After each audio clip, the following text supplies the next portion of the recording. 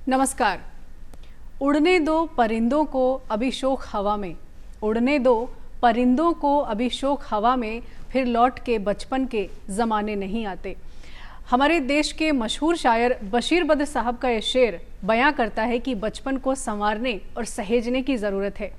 लेकिन दूसरा पहलू ये है कि हमारे समाज में विद्यमान एक ऐसी सामाजिक कुरीति है, बाल विवाह, जो कि बचपन को ख़त्म कर रही है। बाल विवाह बच्चों से उनका भविष्य छीन लेता है। हम बात करें अगर आंकड़ों की, तो यूनिसेफ के आंकड़े कहते हैं कि हर साल 10 में से 2 लड़कियों की स्कूली शिक्षा छूट जाती है बाल विवाह के कारण। और दूसरा, स्वास्थ्य संबंधी बहुत सारे खतरे बढ़ जाते हैं कम उम्र में मां बनने के कारण। मां और नवजात की मृत्यु के भी बहुत सारे मामले बढ़ जाते हैं बाल विवाह के कारण। हमारे देश में कानूनी प्रावधान भी मौजूद हैं, बावजूद इसके आखिर क्यों बाल विवाह हमारे समाज से खत्म नहीं हो रहा? हम भारत को कैसे बाल विवाह मुक्त भारत बनाएं? बच्चों को कैसे शिक्षा, स्वास्थ्य और सुरक्षा का वातावरण मिले? क्या कुछ प्रयास किए जाएं ताकि हम पहले पढ़ाई और फिर विदाई पर ध्यान दें, तो शायद बचपन संवार सकते हैं, बचपन सहेज सकते हैं। आज के प्रोग्राम में इसी विषय के इर्द गिर्द हम बातचीत करेंगे ताकि भारत को बाल विवाह मुक्त भारत बनाने की ओर आगे ले जाने के प्रयास में शामिल हो सकें। और इस विषय पर बातचीत के लिए हमारे बीच मौजूद हैं दो विशेषज्ञ। आपसे उनको रूबरू कराते हैं। हमारे बीच मौजूद हैं डॉक्टर रेणुका पामेचा मैम। आप सामाजिक कार्यकर्ता हैं और दर्शकों को बताना चाहेंगे डॉक्टर रेणुका पामेचा पिछले 50 सालों से भी ज़्यादा समय से महिला अधिकारों के लिए, बच्चों के अधिकारों के लिए पूरे देश में काम कर रही हैं। देश की जानी मानी सामाजिक कार्यकर्ता हैं। कई कानूनों की आप प्रेरणा स्रोत रही हैं। बहुत सारे जनहित याचिकाएं इन्होंने लगाई हैं और आज भी महिलाओं के लिए पुनर्वास के और स्वावलंबन के अनेकों काम कर रही हैं। डॉक्टर रेणुका पामेचा, कार्यक्रम में आपका बहुत बहुत स्वागत है। और इसी के साथ हमारे बीच मौजूद हैं डॉक्टर विभा चतुर्वेदी शर्मा। विभा चतुर्वेदी हमारे प्रदेश की जानी मानी गायनोकोलॉजिस्ट हैं और लेप्रोस्कोपी सर्जन भी हैं। आप भी लंबे समय से इस फील्ड में अपनी सेवाएं दे रही हैं। डॉक्टर विभा, आपका कार्यक्रम में बहुत बहुत स्वागत है। हम दर्शकों को बताना चाहेंगे, दोनों विशेषज्ञ अलग अलग फील्ड के हैं। हम 2 पहलुओं पर बात करेंगे प्रोग्राम में। एक पहलू है सामाजिक परिप्रेक्ष्य और कानूनी परिप्रेक्ष्य क्या है, जिसको जानने की कोशिश करेंगे ताकि बाल विवाह की जो चुनौतियां हैं वो हम समझ सकें। दूसरा पहलू है स्वास्थ्य संबंधी खतरे, वो कौन कौन से हैं उनको भी हम जानने की कोशिश करेंगे। डॉक्टर रेणुका पामेचा जी, सबसे पहले मैं आपसे बातचीत शुरू करूं उससे पहले कुछ आंकड़े मैं दर्शकों को भी बताना चाहूंगी और आपको भी बताना चाहूंगी ताकि हम एक सही दिशा में अपने विचार विमर्श को हम आगे बढ़ा सकें। यूनिसेफ के अनुसार भारत में अनुमानित तौर पर हर साल 18 से कम उम्र की लगभग 15 लाख लड़कियों की शादी होती है। और ये जो आंकड़ा है, इसके कारण पूरी दुनिया की सबसे ज़्यादा बाल वधुएं हमारे भारत में हैं। दूसरा आंकड़ा ये है कि विश्व की कुल संख्या का ये तीसरा भाग है, जो कि बेहद चिंतनीय बात है। 15 से 19 साल की लगभग 16% लड़कियां शादीशुदा हैं, ये यूनिसेफ के आंकड़े कहते हैं। डॉक्टर रेणुका पामेचा मैम, आपसे बातचीत शुरू करना चाहूँगी कि हमारे भारत में बाल विवाह निषेध अधिनियम भी है, कानूनी प्रावधान बहुत सशक्त है, बावजूद इसके ये स्थिति समाज में बहुत भयानक है, चिंतनीय है। आपसे हम इस पर आपका नज़रिया लेना चाहेंगे। देखिए, एक तो ये है कि सिर्फ कानून से बदलाव नहीं आता है, समाज में जमकर काम करना होता है और जो जिम्मेदार लोग हैं उनकी जिम्मेदारी पूरी तरह से ज़रूरी होती है। कानून 1929 में सबसे पहले बना था, शारदा एक्ट, तो अब उसकी वैल्यू नहीं है क्योंकि वो था अंकुश, बाल विवाह पर अंकुश लगाने का कानून था। जब 2006 में नया कानून बना, चूँकि ये महसूस हुआ कि संख्या बढ़ती जा रही है, काम हो नहीं रहा है, तो उस कानून की एक नई रूपरेखा बनाई गई और वो कानून बन करके तैयार हुआ और 2007 में वो पूरे देश में लागू हो गया। लेकिन उसके नियम 2018 में जाकर के बने और उसमें कौन जिम्मेदार होगा, कौन अधिकारी होगा, ये सारी चीज़ें उसमें लिखी गई। जो कानून की मुख्य बात, मैं 3 बातों से इसको जोड़ती हूँ कि रोकथाम होनी चाहिए, सुरक्षा होनी चाहिए और अपराधियों को सज़ा होनी चाहिए। और ये सज़ा माता पिता को भी है, ये सज़ा समाज को भी है, ये सज़ा जो उस विवाह में शामिल होते हैं उसको भी है। पहले हम 15 साल तक की उम्र को मानते थे, 1978 में उसको 18 साल किया गया कि 18 से कम उम्र की लड़की है तो वो नाबालिग है, और 21 साल से कम उम्र का लड़का है तो वो नाबालिग जी। है। तो उम्र को भी थोड़ा बीच में बदलाव किया गया, लेकिन अभी भी कुछ पर्सनल लॉज हैं, व्यक्तिगत कानून अलग अलग धर्मों के, उसमें उम्र को लेकर के काफ़ी सारी समस्याएं हैं और वो पॉक्सो कानून के समय भी समझ में आई थी। इसमें सबसे इम्पॉर्टेंट बात यह है कि 18 और 21 साल की उम्र में, और ये मैं इसलिए कह रही हूँ कि नेशनल फैमिली हेल्थ सर्वे जो अभी हुआ है रीसेंट, उसमें भी उन्होंने माना है कि 25% से 30% तक बाल विवाह हो रहे हैं। तो अब आप 30% आज भी बाल विवाह है, तो इसका मतलब लड़कियों का विकास, लड़कों का विकास, लड़कियों की शिक्षा, ये सब कुछ रुक चुके हैं, जो बहुत इम्पोर्टेंट है। बाल विवाह की सारी जिम्मेदारी जिला मजिस्ट्रेट और निषेध अधिकारी पर है, बाल विवाह प्रोटेक्शन ऑफिसर पर। दुर्भाग्य की बात यह है कि हम अलग से बाल विवाह निषेध अधिकारी अपॉइंट ही नहीं करते हैं।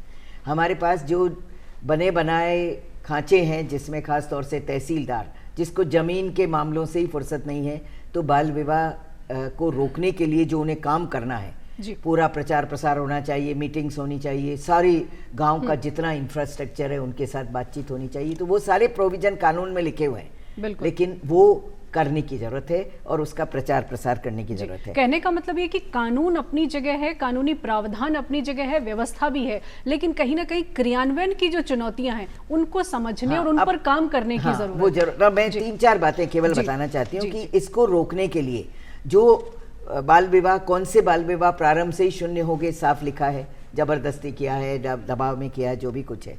न्यायालय की शक्ति को भी खूब डिटेल में लिखा गया है, लेकिन न्यायालय में जाने के लिए तो आप जब 18 साल के हो तब आप बाल विवाह को शून्य करा सकते हैं। मेरा हमेशा एक सवाल रहा है कि जब बाल विवाह एक अपराध है तो बाल विवाह को हमने मान्यता क्यों दी? उसे तो उसी समय शून्य हो जाना चाहिए।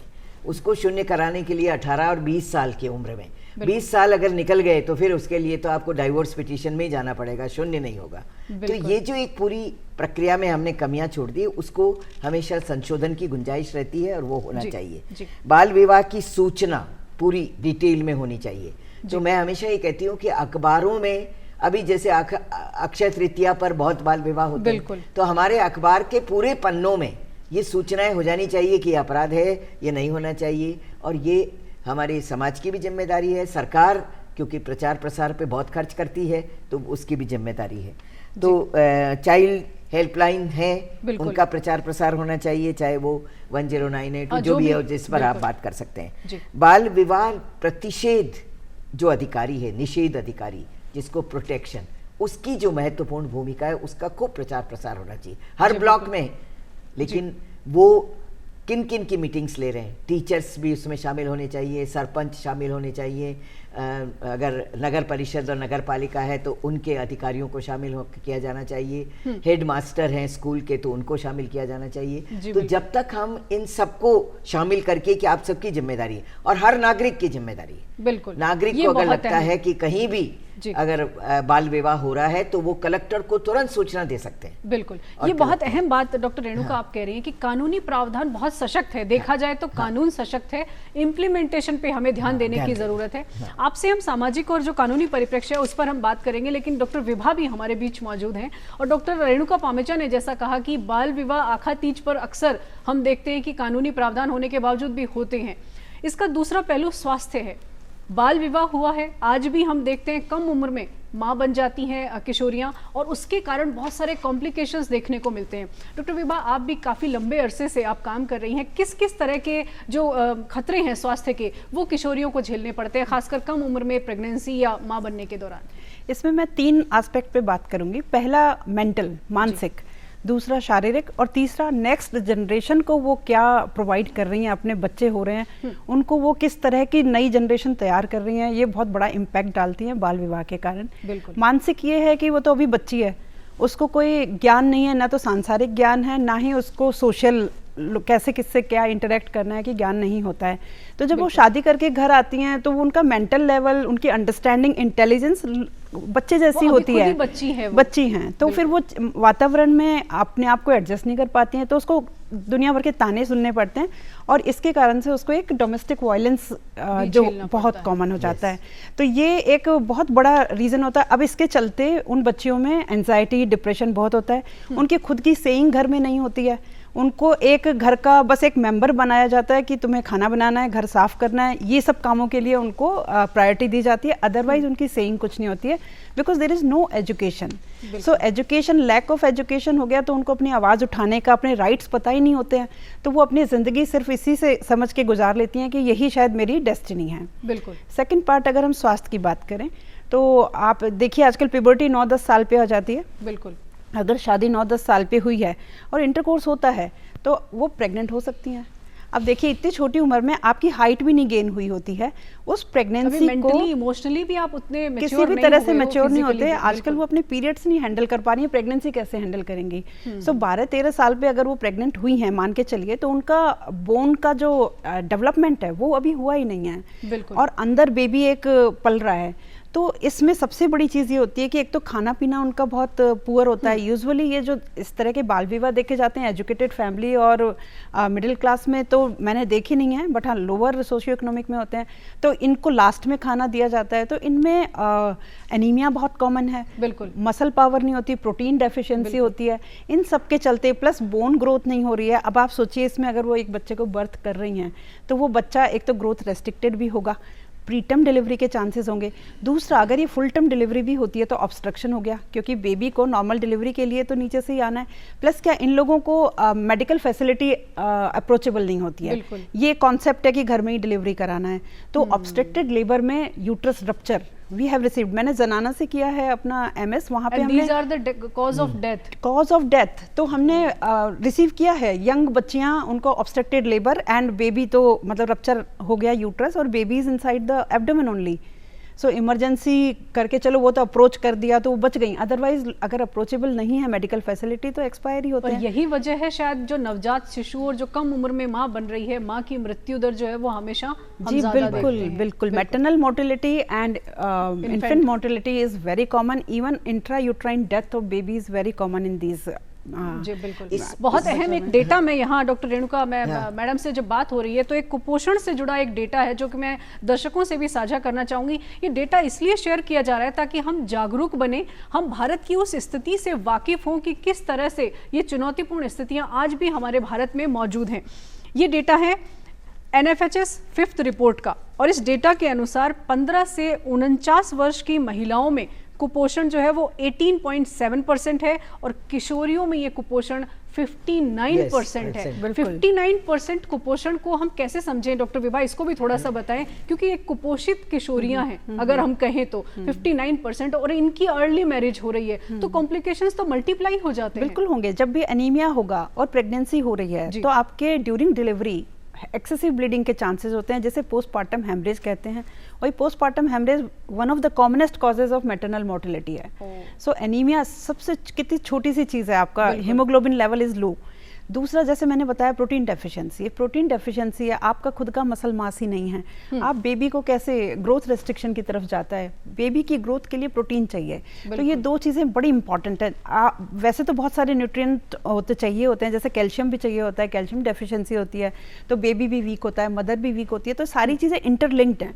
कुपोषण बहुत बड़ा कॉज है मैटरनल एंड इन्फेंट मोर्टेलिटी का। बहुत अहम जानकारी जी डॉक्टर। मैं 2-3 बातें और जोड़ना चाहती हूँ कि हम क्या कारण है बाल विवाह, जब हम ये सोचें। बिल्कुल, कानून है अपनी जगह, अधिकारी भी हैं, बाल कल्याण समिति भी है। सवाल ये है कि हमने लड़की को बोझ माना समाज में, मानसिकता, लड़की को बोझ, जो मानसिकता, यानी दहेज, हमको क्या है, चारों तरफ से काम करना पड़ेगा। बिल्कुल, आप सामाजिक बुराइयों को दूर करने के लिए, लड़की को कन्या भ्रूण हत्या आज भी होती है, ये बच्ची बोझ है। फिर दहेज को लेकर के माता पिता को लगता है कि जल्दी से जल्दी एक साथ 4-7 भाई बहन हैं तो एक साथ निपटा दिया जाए, वो सारी चीज़ें रहती हैं। खर्चा कम होगा, सामूहिक रूप से विवाह हो जाएगा। तो ये जो हमने पूरी विवाह के साथ जो जोड़ दिया है उसको ठीक करने की ज़रूरत है।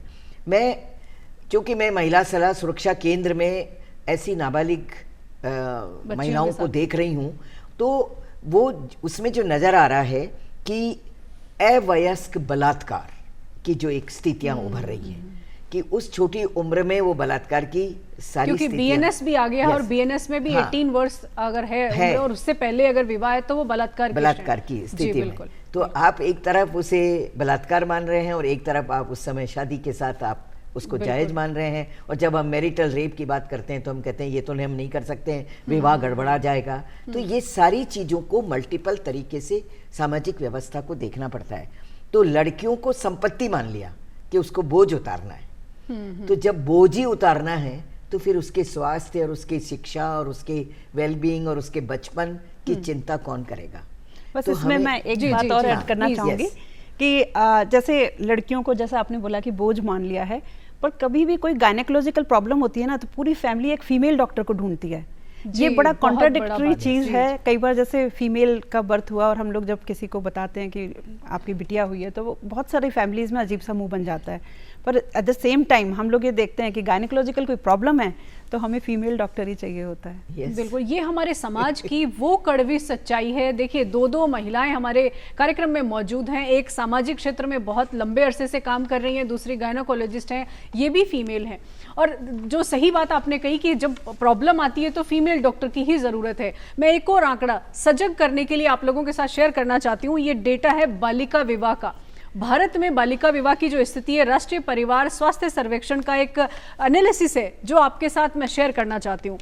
1992 से 93 में जो बालिका विवाह का परसेंटेज था वो था 54.2%, और ये 2019-21 में हम सिर्फ घटा पाए हैं 23.3%, यानी अभी भी ये आंकड़ा बहुत ज्यादा है बालिका विवाह का। डॉक्टर रेणुका पामेचा, आपसे जानना चाहेंगे कि बालिका विवाह के दौरान जो भी स्थितियां हम देख रहे हैं वो मौजूद है, लेकिन जो हेल्थ के कॉम्प्लिकेशंस हैं उनके साथ साथ हिंसा बहुत बड़ा इशू है। तो घरेलू हिंसा पर आप बहुत लंबा काम कर रही हैं, घरेलू हिंसा से किस तरह से उनका व्यक्तित्व विकास अवरुद्ध हो जाता है? देखिए, हमने बच्ची को विकसित होने नहीं दिया, उसकी जानकारी का अभाव तो वो उसके पास रहेगा ही, और इसलिए वो उसको लगता है विवाह हो गया तो अब तो उसी घर में जैसे भी रखें उसी तरीके से रहना है, और इसलिए हजारों की संख्या में महिलाएं उस तरह की हिंसा झेल रही हैं जिसे आप सेक्सुअल वायलेंस कह सकते हो। जब वो इतनी जबरदस्त है, मतलब दूसरी तरह की वायलेंस तो है ही कि उसको फिजिकल वायलेंस झेलनी पड़ रही है, मानसिक झेलनी पड़ रही है, ये सब कुछ है। मैं एक और बात कहना चाहती हूँ कि अंतर्राष्ट्रीय स्तर पर हम वादे करते हैं, जी बिल्कुल, हम बहुत सारी डॉक्यूमेंट पे सिग्नेचर करते हैं और उसमें हमने ये वादा किया हुआ है कि बच्चों की सुरक्षा हमारी जिम्मेदारी है। बिल्कुल। और जब बच्चों की सुरक्षा की जिम्मेदारी ली है तो फिर आपने बाल विवाह करके उसको सारी तरह की वायलेंस के साथ उसको धकेल दिया हमने। बिल्कुल। तो ये कैसे हो सकता है? फिर उनके मानवाधिकारों की रक्षा, हम UDHR से मैं शुरू करती हूँ तो 4-5 सारे डॉक्यूमेंट्स ये कहते हैं कि बच्चियों की, और जब सीडो की मैं बात करती हूँ कि उनके साथ समानता का व्यवहार होगा, उनके साथ सुरक्षा की जाएगी। तो नेशनल प्लान ऑफ एक्शन जब होता है तब इन सब चीज़ों को रिकॉर्ड किया जाता है, हर 4 साल में रिव्यू होता है और हमको जाके कहना पड़ता है कि हम बच्चियों की कोई हिंसा को रोकने के लिए ये कर रहे हैं, महिलाओं की सुरक्षा के लिए हम ये कर रहे हैं, उनके हेल्थ के लिए हम ये कर रहे हैं, रिव्यू करते हैं। और रिव्यू के बाद जब एनालिसिस होता है तब समझ में आता है कि हम वहीं के वहीं हैं।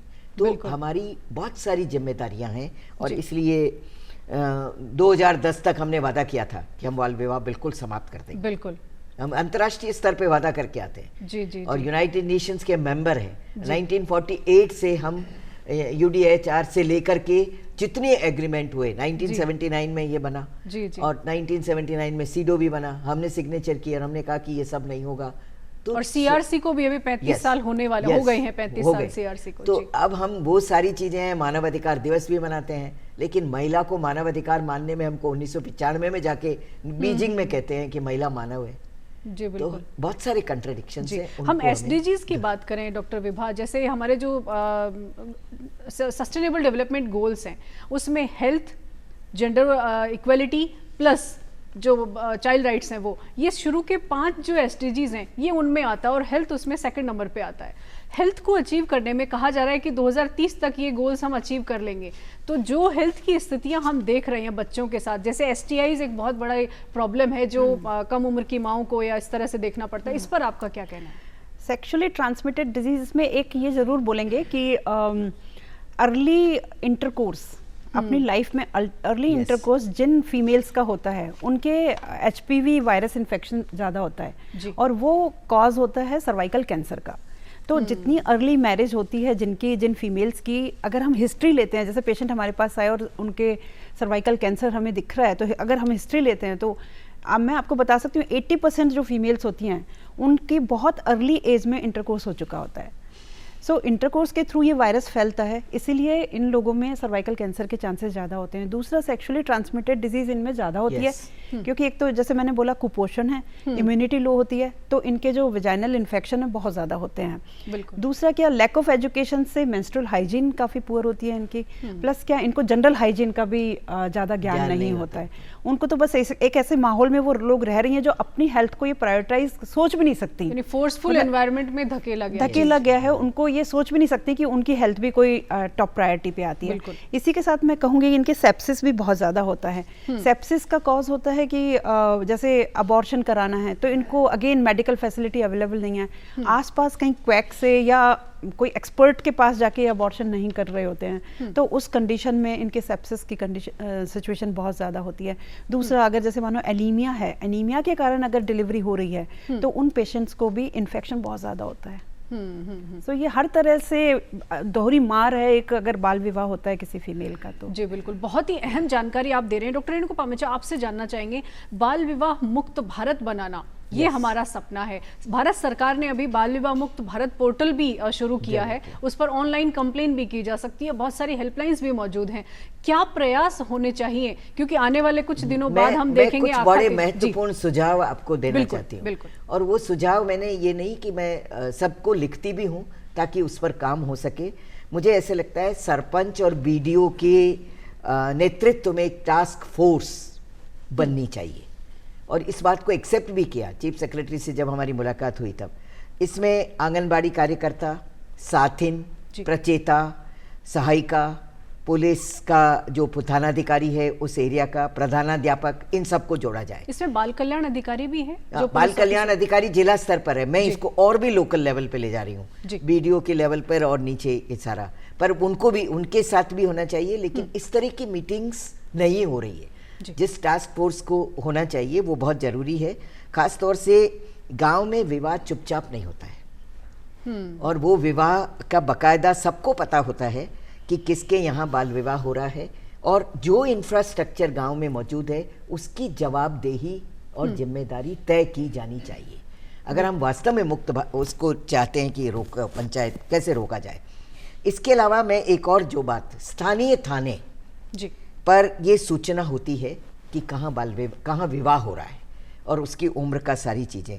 प्रिंटिंग प्रेस की जवाबदेही, ये बीच में प्रश्न उठे थे बिल्कुल कि जब कार्ड छपता है तो आप उसमें उम्र पता होती है, आप हर चीज़ में, आधार कार्ड की हम बातें कर रहे हैं, हर चीज़ में हम बहुत सारे डॉक्यूमेंट्स की बात कर रहे हैं, तो छोटी उम्र की बच्ची का कार्ड कैसे छप रहा है, ये बच्चे का उम्र का कार्ड कैसे छप रहा है। मैरिज हॉल, स्कूल में मैरिज होती, गांव में आप सारी मैरिजेस स्कूलों में होती है, संडे के दिन होगी, पटवार भवन में होती है, या सरकार का जो सामुदायिक केंद्र होता है, तो आप वहाँ बाल विवाह को कैसे इजाजत दे रहे हैं। वो पूरा ग्रास रूट लेवल तक जाकर निगरानी करने की आवश्यकता है। वहाँ अगर हमें जाना पड़ेगा। जैसे शहरी क्षेत्र में आप नगर पालिका से बात कर सकते हैं, निगम के पार्षदों से बात कर, सबकी जवाबदेही है। मैं एक नागरिक हूँ, मेरी जिम्मेदारी है, मैं सरकारी नौकर हूँ, मेरी जिम्मेदारी है, मैं मास्टर हूँ, मेरी जिम्मेदारी है, मैं पटवारी हूँ, मेरी जिम्मेदारी है। तो क्योंकि सामाजिक बुराई किसी एक के करने से नहीं होगा, एक कानून बनने से नहीं होगा, और इसलिए ये सारी जिम्मेदारियां हमको बांटनी पड़ेगी, तय करना, और उसका मॉनिटरिंग करना पड़ेगा ट्रेनिंग, मॉनिटरिंग, इंफ्रास्ट्रक्चर। जब तक हम इस सारे ढांचों को तैयार नहीं करते हैं तो हम कैसे रोकेंगे? जी बिल्कुल। डॉक्टर रेणुका पामेचा, आपके जो सुझाव है बहुत अहम सुझाव है। हम दर्शकों से कहना चाहेंगे कि बाल विवाह से जुड़ी बहुत सारी हेल्पलाइंस हैं, उनका भी आप इस्तेमाल कर सकते हैं। जैसे 1090 एक हेल्पलाइन है, इस हेल्पलाइन का आप इस्तेमाल कर सकते हैं। 181 है, 1098 है। इसके अलावा और भी हेल्पलाइन है जिनको आप अगर इस्तेमाल करेंगे किसी की मदद के लिए तो वो बहुत काम आएगी। 100 नंबर आप डायल कर सकते हैं, या बाल कल्याण अधिकारी हैं उनके पास आप जाके कंप्लेन कर सकते हैं। इसके अलावा CPMO जो चाइल्ड मैरिज प्रोहिबिशन ऑफिसर है उनके पास जाकर भी आप शिकायत कर सकते हैं। और बाकी जो इंफ्रास्ट्रक्चर की बात की है डॉक्टर रेणुका पामेचा ने कि ग्रास रूट लेवल तक जाकर आप कहीं भी कंप्लेन दर्ज कर सकते हैं। और सबसे अहम जो बाल विवाह मुक्त भारत पोर्टल है उस पर जाकर भी आप कंप्लेन कर सकते हैं। जाते जाते विवाह संक्षेप में स्वास्थ्य के खतरों के बारे में हमारे दर्शकों से आप क्या कहेंगे ताकि बाल विवाह को रोकने के लिए वो आगे आएँ कि बाल विवाह ना करें? सबसे इम्पॉर्टेंट चीज़ तो है कि ओवरऑल डेवलपमेंट के लिए ज़रूरी है कि आपको प्रॉपर टाइम दिया जाए ग्रोथ के लिए, आपकी physical growth, emotional growth, and उससे सबसे इम्पॉर्टेंट है एजुकेशन। अगर आप एजुकेटेड मदर होगी किसी भी बच्चे की तो आप देखिए आप नेक्स्ट जनरेशन कितनी अच्छी प्रिपेयर होती है। एक अच्छे नागरिक बनाने के लिए बहुत ज़रूरी है कि हम मदर को एजुकेशन पे ज़्यादा ध्यान दें, बजाय कि हम उसके शादी करके और एक तरह से छुटकारा पाने की कोशिश करें। हेल्थ के हिसाब से जैसे मैंने बताया, मेंटली फिजिकली दोनों तरह से फीमेल सफ़र करती हैं। वो ही आपके समाज का हिस्सा है। किसी की बहन है, माँ है, तो आप बहन है या बेटी है, तो उस हिसाब से आप उसको उतना ही लाड़ प्यार से रखिए जितना आप अपने घर के बेटे को रखते हैं। जी बिल्कुल। मैं केवल पॉजिटिव नोट से एक चीज खत्म करना चाहती हूँ कि ऐसा नहीं है, कुछ संस्थाएं इतना जबरदस्त काम कर रही हैं कि बाल विवाह के खिलाफ बेटियां खड़ी हो रही हैं जी। वो अपने गौने को भी नकार रही हैं कि मैं नहीं जाऊंगी। बहुत और ये मैं अजमेर का खास तौर से उदाहरण देना चाहती हूँ जहाँ करीब 13 गांवों की 500 से ज्यादा बेटियों ने अपने बाल विवाह को नकारा। बहुत अहम और ये बहुत सारी संस्थाएं उसमें जो योग दे रही हैं, ऐसे ही जोधपुर में है, जयपुर में है। तो मुझे ऐसे लगता है कि जो इस काम को आगे बढ़ाया जाना चाहिए और भी जो जन संगठन और महिला संगठन सभी को आगे आने की और व्यक्तिगत जिम्मेदारी लेने की। पॉजिटिव नोट से मैं ये बात कहना चाहती हूँ। डॉक्टर रेणुका पामेचा और डॉक्टर विभा, आपने जो जानकारी साझा की है, जो पॉइंट्स आपने रखे हैं, जो सुझाव दिए हैं, वो बहुत अहम है हमारे दर्शकों के लिए और ऑडियंस के लिए। सबसे अहम निदा फाजली साहब का एक शेर है कि बच्चों के छोटे हाथों को चांद सितारे छूने दो, बच्चों के छोटे हाथों को चांद सितारे छूने दो, 4 किताबें पढ़कर वो फिर हम जैसे हो जाएंगे। तो इस शेर के साथ आपको छोड़े जाते हैं। बच्चों के सपनों को सजाएं, उनका बचपन संवारें और पहले पढ़ाई फिर विदाई के बारे में सोचें। आज के प्रोग्राम में बस इतना ही। आप दोनों का बहुत बहुत धन्यवाद। फिलहाल हम इजाज़त लेंगे। नमस्कार।